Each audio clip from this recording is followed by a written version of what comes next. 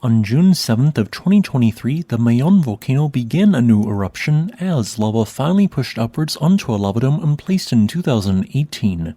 It is now day 18 of Mayon's eruption, and as of the present, two primary viscous lava flows are slowly advancing down slope. These lava flows have traveled 2,500 meters down the Mi-isi drainage and 1,800 meters down the Bonga drainage. Since this lava has an andesitic composition, when you combine this with Mayon's steep slopes and the uneven movements of the lava, parts of it occasionally break off the main mass.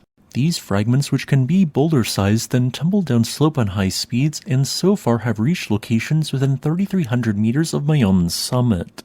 Although both lava flows are advancing at less than a rate of 140 meters a day, there is a concern that one of the flows could eventually reach and then go beyond Mayon's current 6-kilometer exclusion zone. However, I want to note that as the lava progresses down Mayon's slopes, its speed will decrease the further it travels due to the average slope decreasing with distance, translating to less potential energy. I have made an educated guess as to when a lava flow could break out beyond the 6-kilometer exclusion zone, and these were my results. It may take as little as 34 days or by July 27, 2023 for rolling lava fragments from the advancing lava flow to breach this zone, while it may take as little as 43 days or by August 5, 2023 for the lava flow proper to breach this zone.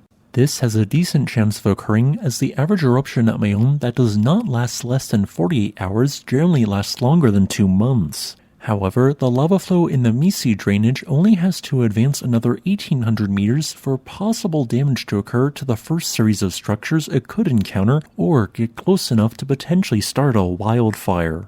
Although there is not yet an official estimate on how much lava has been so far erupted as lava avalanches continue to occur, my educated guess puts the figure at 1.95 million cubic meters of molten rock. This translates to about 1.25 cubic meters per second, which seems about right given Mayon's historical eruptions. The current lava flow is longer than the 450-meter-long lava flow created during the 2014 effusive eruption, but is still shorter than the 4,375-meter-long lava flow created by the moderately explosive 2018 to 2019 eruption. Lava flows at Mayon have traveled as much as 11 kilometers away, such as what occurred in the powerful 1897 eruption, but such a lengthy lava flow is highly unlikely for the time being. In terms of the nature of the current eruption, I would place it as just negligibly more vigorous and slightly more explosive than the 2014 eruption, as it is producing more and longer pyroclastic flows than seen in that eruption, while also being 3 orders of magnitude less explosive than the 2018 to 2019 eruption. That 21-month-long eruption not only produced some Strombolian eruptive activity with occasional sustained more than 1,000-foot-high lava fountains, but it also produced definitive ash emissions, averaged 3 to 4 times the amount of sulfur dioxide production each day, and produced longer-reaching pyroclastic flows than seen in the current eruption.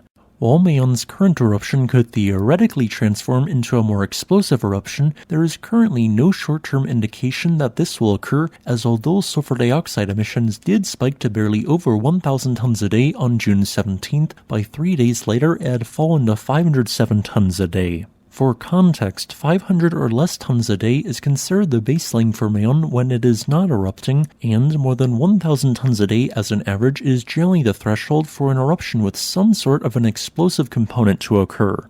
So far, the ongoing eruption has only averaged 692 tons a day of sulfur dioxide. It has been reported that Mayon produced some ash clouds, but this is somewhat misleading.